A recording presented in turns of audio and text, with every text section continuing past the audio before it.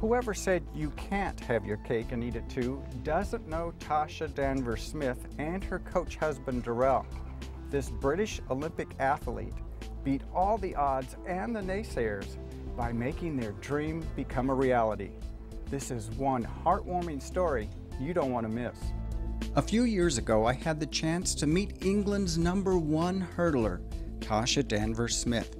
Tasha and her husband Darrell, who is also her coach, were training for the 2004 Olympics when they experienced a life hurdle. Let's go back to that interview in 2005. I was ranked #6 in the world in 2003 and #1 in my country. I actually had run my lifetime best time in that year, 2003, so we were in great shape.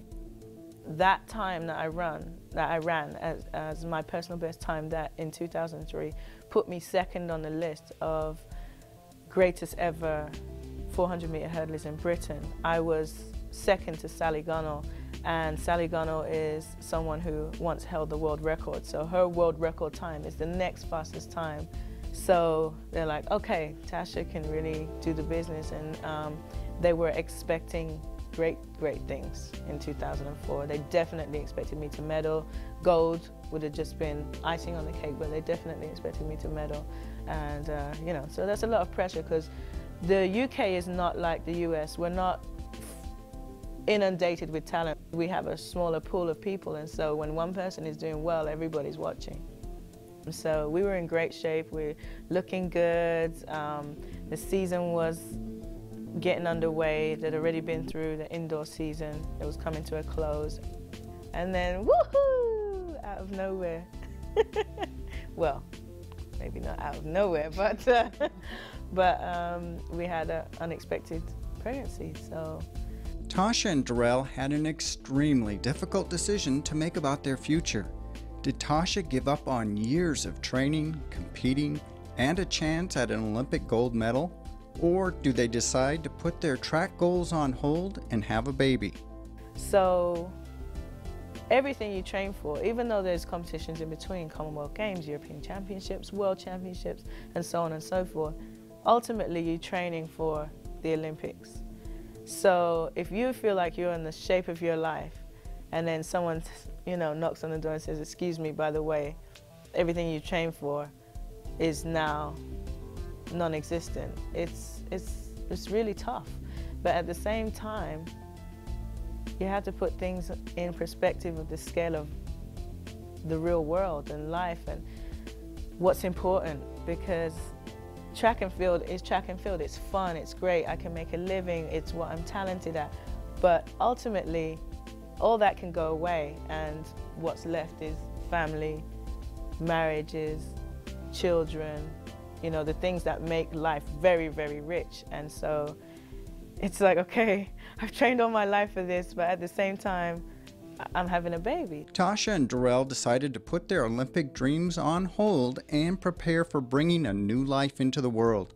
Throughout Tasha's 9 months of pregnancy, she and Darrell never stopped training. Together, they ignored the criticisms of other athletes about their decision to have a baby and focused on their future as a family. But they never gave up on their Olympic dreams. I want it even more. I missed this one, let's give it another shot. And you know, I was worried about where my performance would be, and I've come back exactly where I left off in 2003. Back to #6 in the world, back to #1 in my country, and I couldn't ask for a better story. That interview was in 2005. 3 years later, Tasha and Darrell worked their way back into the Olympic finalists.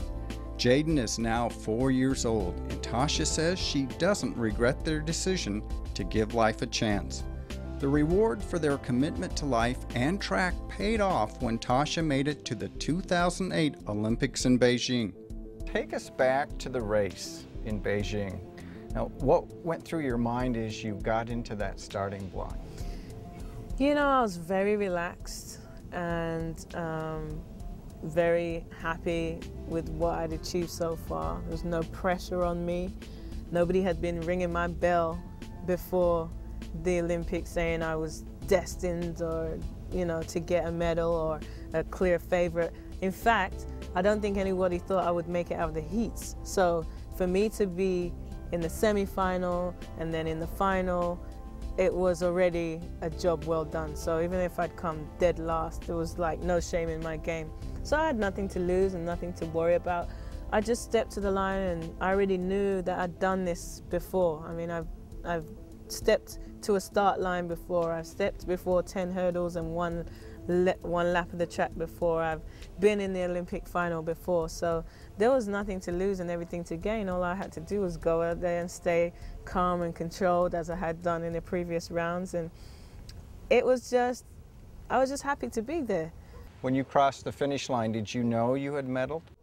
You know what, I thought that I had medaled, but I've seen so many situations where someone thinks that they've medaled and they didn't see someone in lane 9 or they didn't see someone in lane 1. I said, I think I got third. I think I've got third. But until I see my name come up on the screen in that third position, I'm not budging. So I didn't move at all. Coming up. So, Darrell, how do you get to the place where you're coaching an Olympian?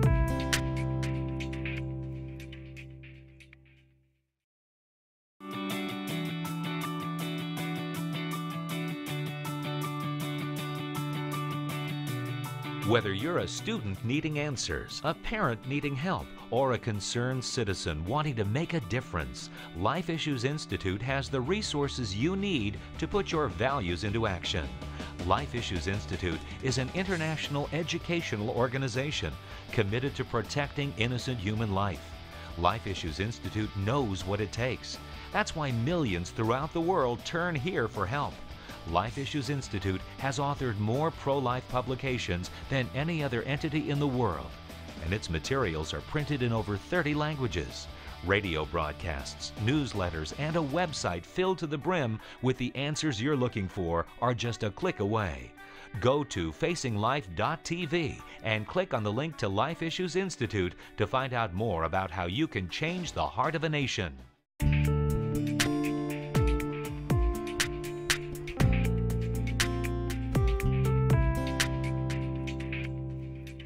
This week I'm talking with Olympic bronze medalist Tasha Danvers Smith.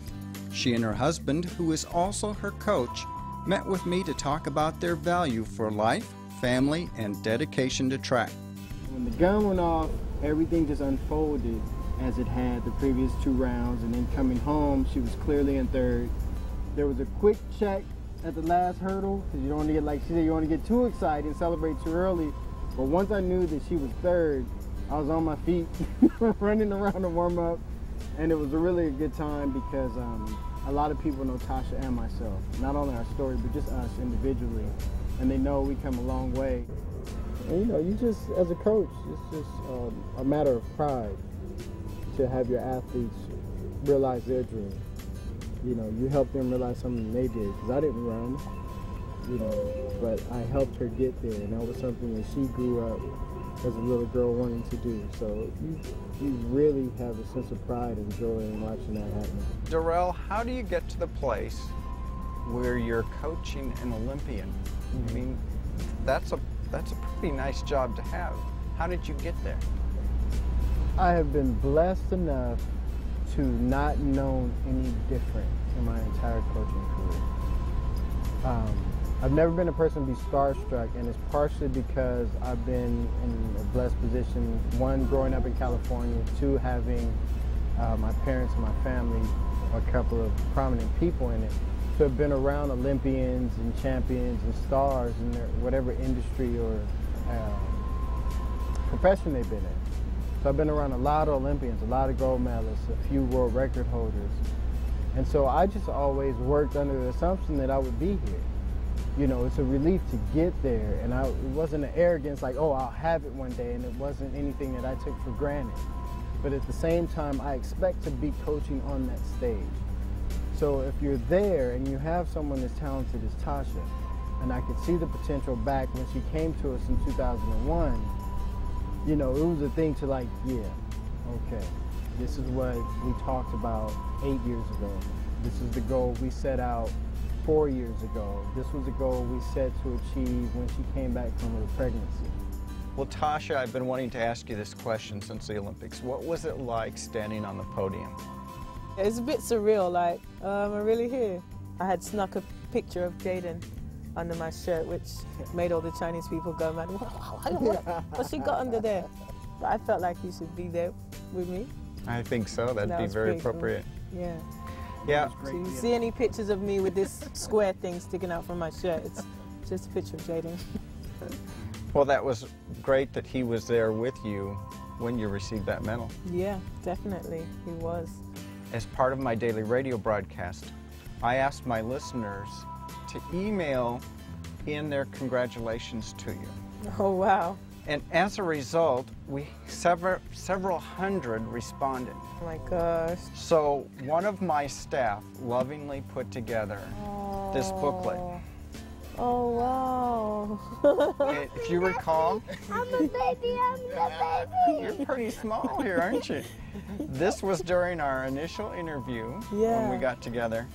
And within the pages, Brad had a mustache. Wow. Within these pages, that's beautiful paper, by the way.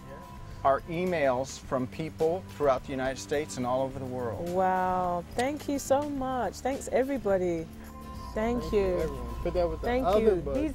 The love is never ending from you, Brad. You're very welcome. And in our minds, you guys are heroes, not just Olympic heroes, but you are heroes in the hearts of many Americans and other people around the world, as you'll see. Thank you. Because you respected life and kept your priorities in order. And there's a lot of love in that book, as you'll see. Thank you. Thanks very much. When we return, Tasha, what do you think your reaction would have been to your medal if you had made a very different decision about the pregnancy?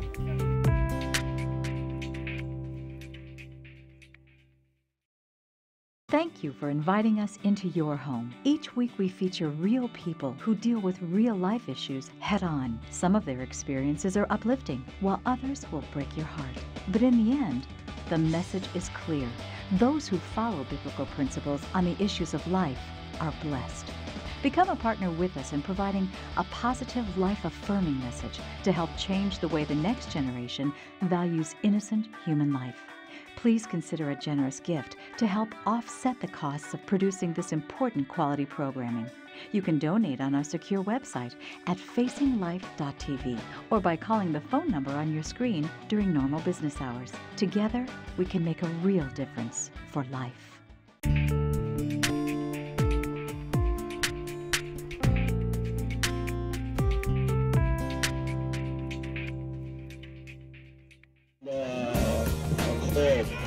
No license plates is blocking the driver. The police went from here, move. A white Honda Accord, no plates, is blocking the driveway. Police want to move. Jaden Smith will have lots of firsts in his lifetime. We were able to be at his first T-ball game. But if it wasn't for the selflessness demonstrated by Tasha and Darrell, Jaden wouldn't be here today. Tasha knew her Olympic goals could still be accomplished. They were just put on hold temporarily when she found out she was pregnant. Tasha, what do you think your reaction would have been to your medal if you had made a very different decision about the pregnancy? I think, well, I've never actually been asked that question or ever thought about it because, you know, once I move on from something, I don't really ponder too much on other options. I probably would have been disappointed. I would have been disappointed regardless of the medal, because you're asking me if I hadn't had Jaden, how I would have felt about the medal I got. I don't think it would have taken that long for me to be disappointed with the decision. Would have it felt like a hollow victory to you, do you think? I think by then it would have already, every emotion I probably could have had, because that's a long time, 4 years. I probably would have already had a lot of hollowness, a lot of sadness and disappointment in myself before I ever, probably within months of that, and probably by the time Olympics came around, I'd just be totally numb to that. So it's because that's something you're gonna experience instantly, regardless of whatever you achieve later on. That's something that you're gonna deal with immediately. So it would have been from the first day that it would have been a disappointment. So I'm very proud of the decision that we made. How did Jaden encourage you to continue with the training, overcome those difficulties during last year, and go on to win Olympic medal? Because Jaden is like my little cheerleader. So every time I'm competing, he's there. He's made me signs. We speak on the phone, and he, talks about my race. And, I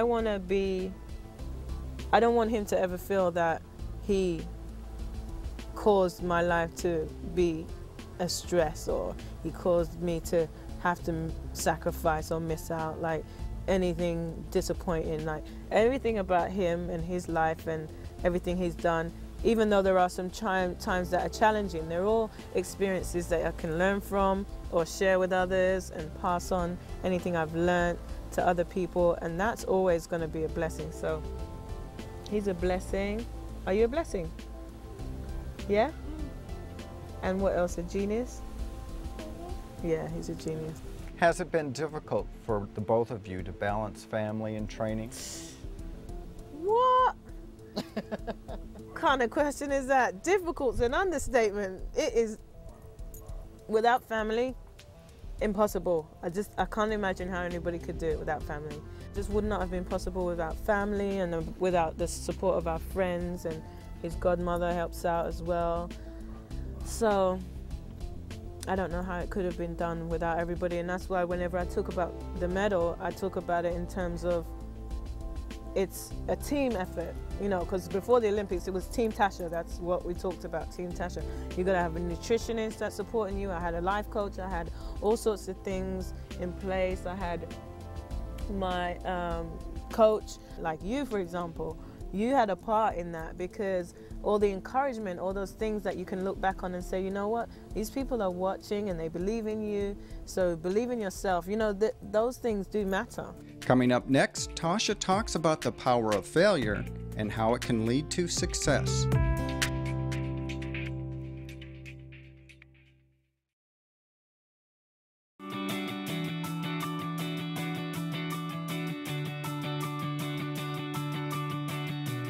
Whether you're a student needing answers, a parent needing help, or a concerned citizen wanting to make a difference, Life Issues Institute has the resources you need to put your values into action. Life Issues Institute is an international educational organization committed to protecting innocent human life. Life Issues Institute knows what it takes. That's why millions throughout the world turn here for help. Life Issues Institute has authored more pro-life publications than any other entity in the world, and its materials are printed in over 30 languages. Radio broadcasts, newsletters, and a website filled to the brim with the answers you're looking for are just a click away. Go to facinglife.tv and click on the link to Life Issues Institute to find out more about how you can change the heart of a nation.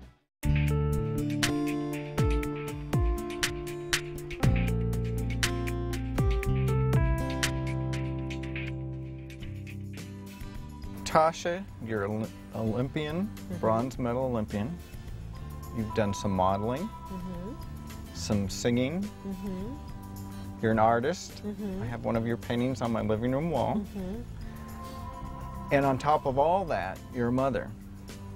So what's in store next for you? Brother or sister for Jaden? Well, we haven't thought about that yet, but I mean, I've written a book, which I wrote after the Olympics. I've started a radio show, well, 2 radio shows. They run every other week on Wednesdays and Sundays. So I'm just going to keep doing what I do. I plan on competing at the 2012 Olympics in London. I mean, how often does one get to compete at the Olympics in their own country actually own city. You know, I was born in London. Your own hometown. Yeah, my own hometown. This is a rare experience, so I'm going to make the most of it, and then I'll see what happens after that. Darrell, plans for the future for you specifically? For me specifically, my future's now. Win-win-win. Yeah, my future's now, and starting with Tasha. Tasha was my first athlete back in 2003, and now, in conjunction with her success, I have 6 hurdlers, so I just plan to move her up the podium, you know, push on to 2012, where we plan to go out and, you know, contend and compete for the gold medal.